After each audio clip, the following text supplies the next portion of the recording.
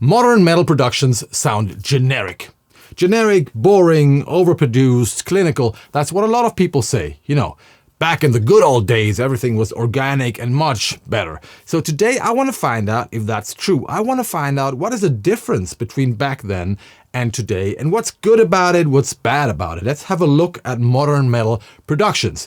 And I want to give you some advice. I want to give you some tips how to make your mix stand out, how to not sound generic, how to find your own sound. And because we are on YouTube, you know, things need to be really catchy and idiot-proof, of course. So let's call this video the 5 Reasons Why Metal Sounds Generic. Here we go!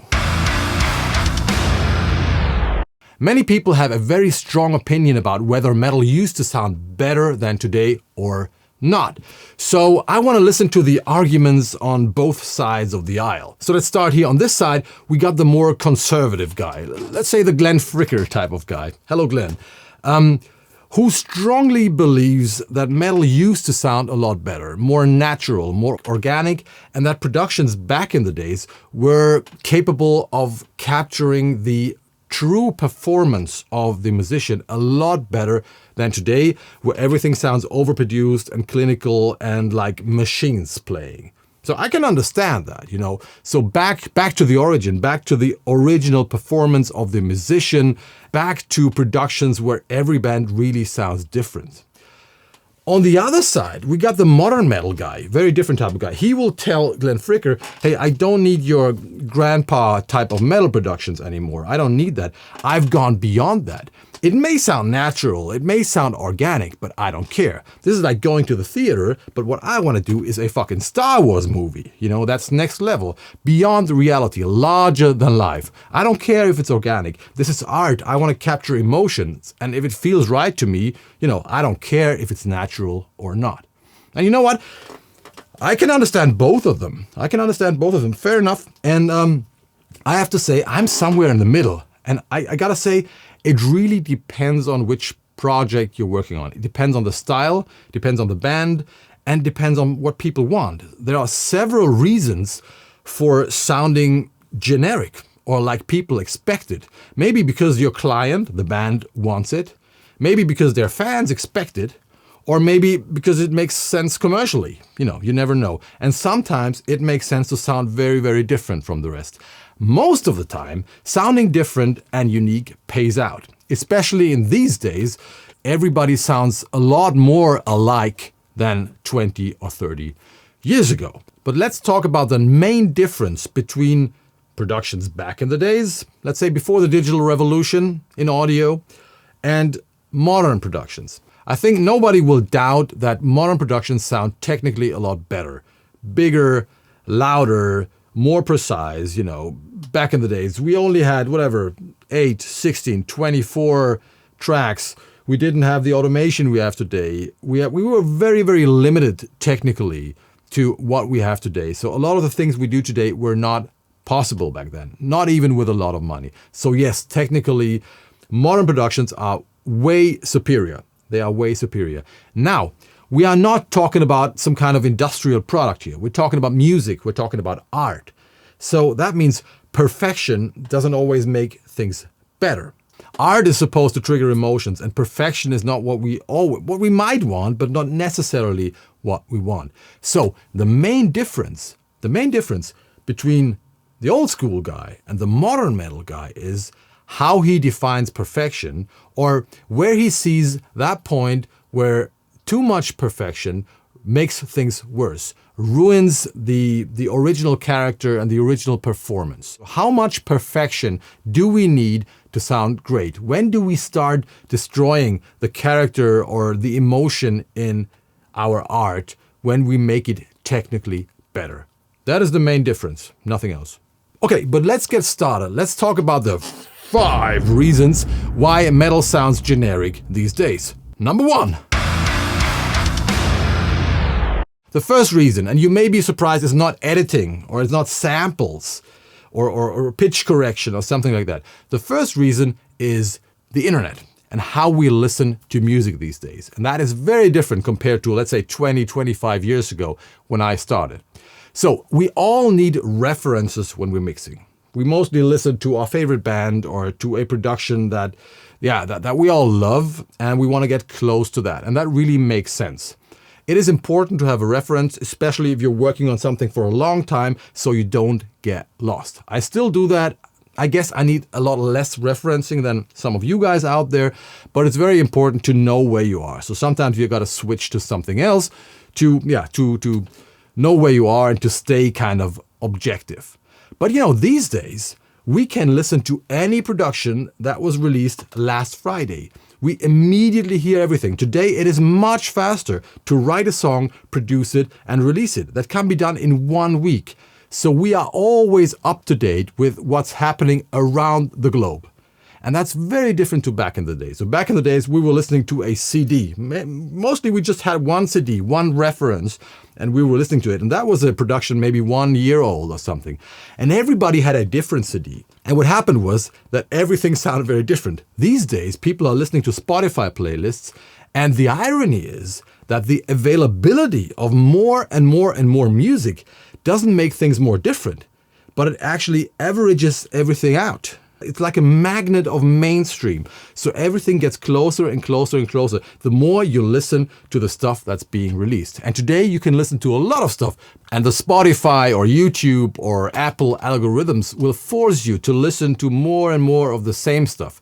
So more and more people will listen to the same stuff, will reference the same stuff. And that's why things go into the same direction. The algorithm forces us all to sound more generic. And we don't even notice. It doesn't mean it doesn't sound great, but it all sounds more and more the same. But what can you do about it? So here's the first tip. There are two ways to escape this. First one is stop referencing.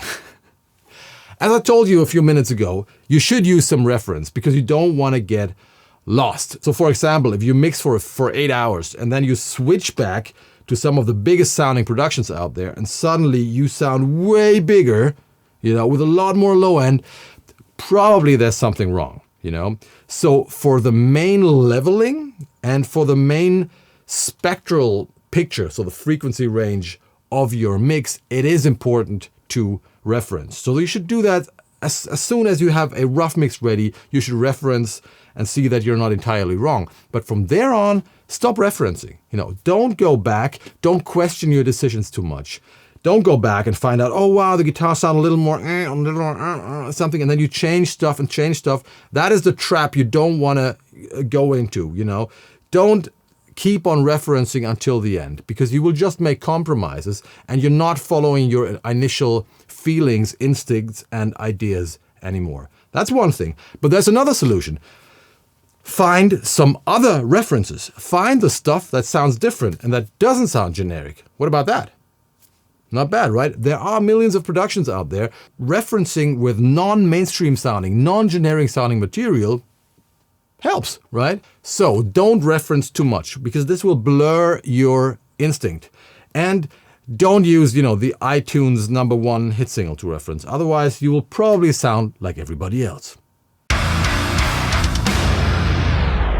Number 2, and this is presets. And presets, believe me, have become a problem. Because, the whole audio production world has been digitalized since the 80s. It started with the synths and with the effect units, and then we had the first digital recording mediums and digital consoles, and later digital processing.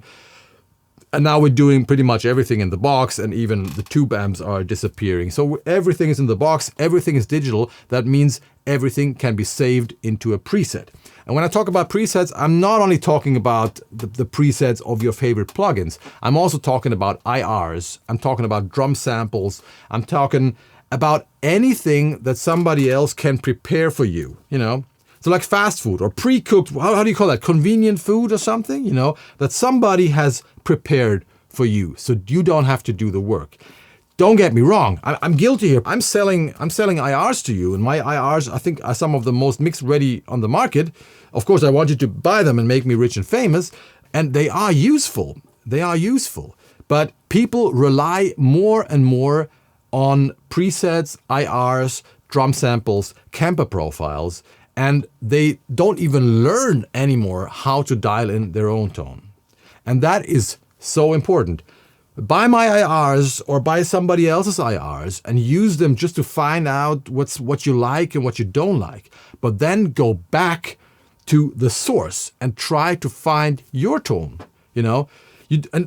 There's no excuse not to do this. When I started back in the days, it was a question of money.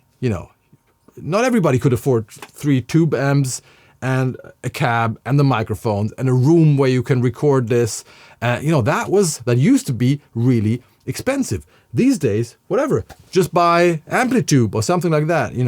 Any decent guitar simulation plugin and get started. And it gives you all the tools you need.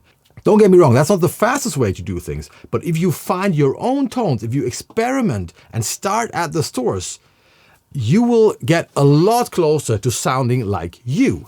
So, for example, I love creating IRs. That's such a creative process. So I sit down and I will create a lot of different IRs, microphone combinations, and I'm trying a lot of things and capturing a lot of IRs. And then I will revisit those IRs the next day and see what I like, how they turned out. And that's really interesting. That's such a creative process. That is so cool. That's what I want you to do. So try to find your own guitar tones by using the software.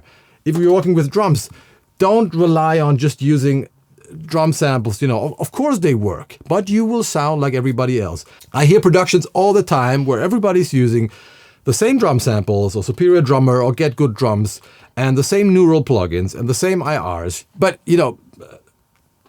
that's why it becomes generic, because you're all using the same shit. There's nothing wrong about it. It sounds good, but start cooking your own shit. That's how you stand out. In the history of music production, it hasn't been production number 500,787 that became the big hit because it sounded like everything else. It's mostly the productions that sound different, that have their own style. So if you want to stand out, if you want to make a career in this business, I'm old. I don't have to. But do something else. Don't try hunting the sound that everybody else has, but try to define the future. Go back to the basics and cook your own shit. Number 3. It's still not editing.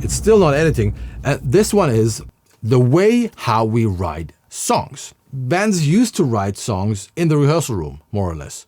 Maybe the guitar player had prepared some riffs, but then you meet with your drummer, you start jamming, and then, things just go somewhere from there on.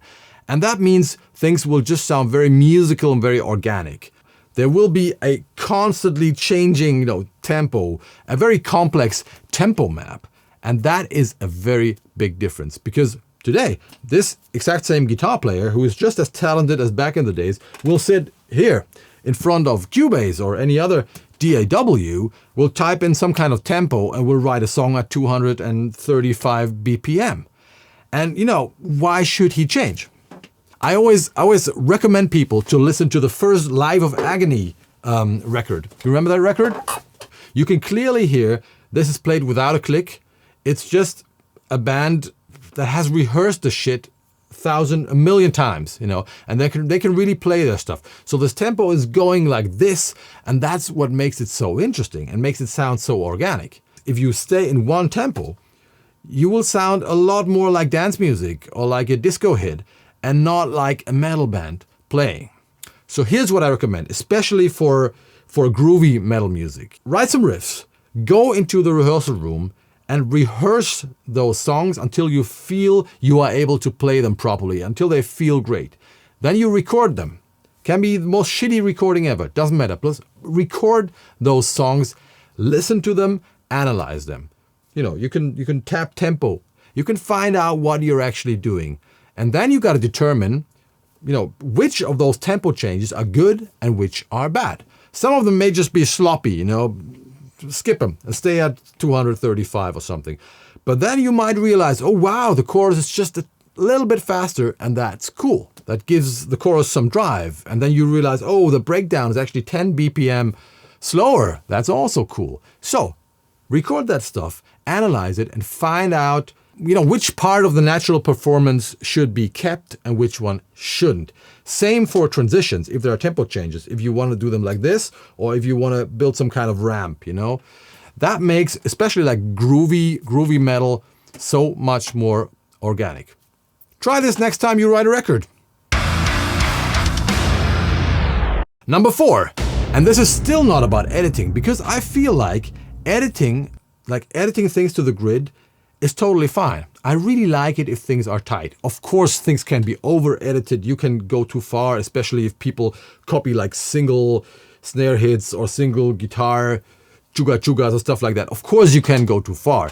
But editing the timing of a performance is something that I do all the time and that I really enjoy. And I strongly believe that if you play a tight performance to 100 people, 90% will prefer that one to the natural one. But this is only true as long as you are playing to a click. And that's a big difference. That's a huge difference. So as soon as we are playing to a click, we are playing to the pulse of a computer, a perfect pulse. And your drummer will always try to play as close as possible to the click. By the way, for metal, which is a very rhythmical and precise and tight-sounding music, I don't believe in, hey, on this part I'm slightly driving the beat, and on this one I'm slowing down and here, but I don't believe that stuff. That might be true for some kind of halftime closed hi-hat groove in the verse or something, but for typical metal riffs, if you play to a click, you really want to be on the click, and that's what every drummer is trying to do. So that means if we play to that pulse, if the initial idea of the drummer was to play exactly on that pulse, on that computer pulse, that's where the hits should be, okay? So if you use a click, in my opinion, it's fine to edit the timing of the performance. So if you don't want that, just don't play to a click. What about that? Just don't play to a click, because then you have a completely natural performance and there's no need for editing. I have done that with some punk and some hardcore bands. That can be cool. Most of the time I'm using a click because the perfect combination is what I told you before. Trying to find a complex tempo map that is very close to the natural performance, or that takes the good parts of the natural performance into that computer pulse. So it's changing all the time. That is the best compromise, if you ask me. And here's number 5. You know what? There is no number 5. It just sounds way cooler if you have 5 reasons why. I don't have a 5th reason.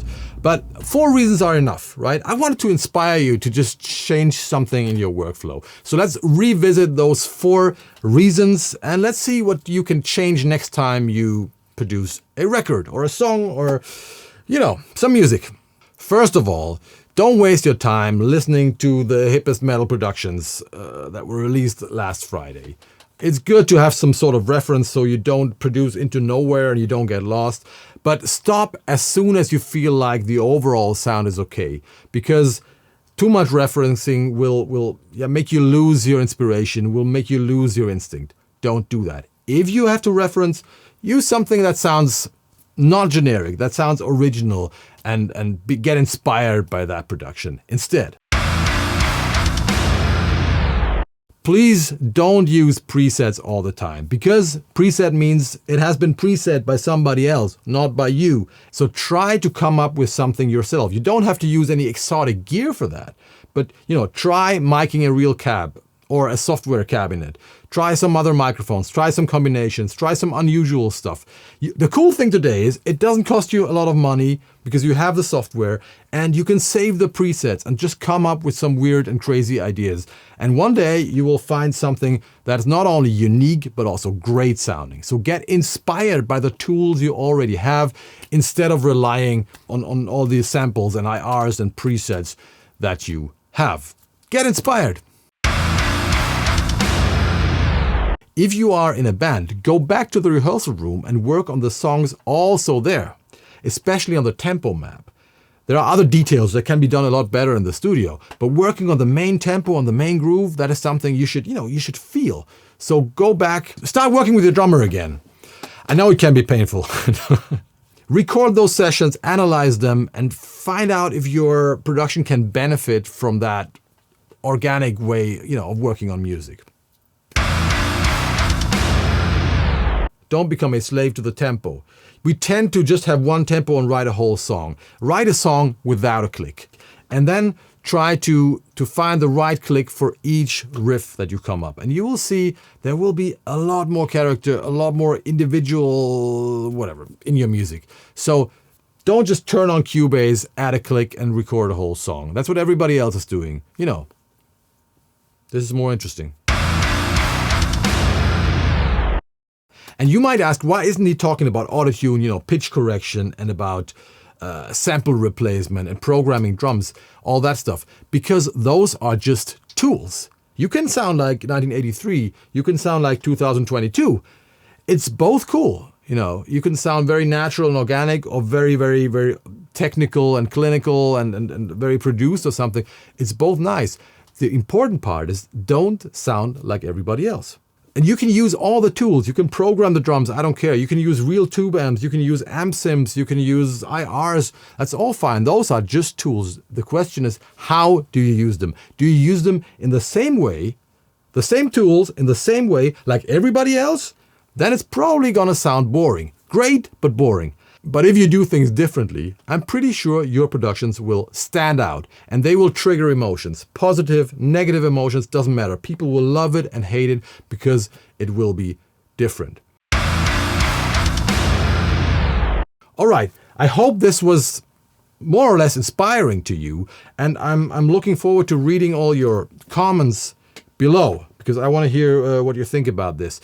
And in case you're wondering where I am, where is he? I haven't been kidnapped or anything.